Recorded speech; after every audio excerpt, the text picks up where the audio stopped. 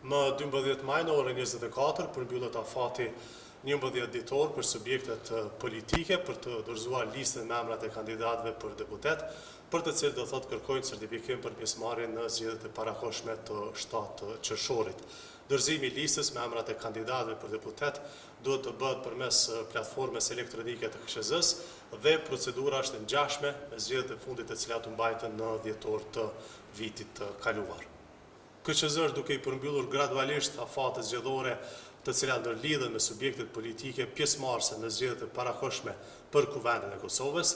pas përfundimit të periudhës për njoftimin e pjesëmarrjes në zgjedhje dhe formimin e koalicioneve nga partitë politike, si dhe aplikimin për certifikim nga subjektet e reja politike,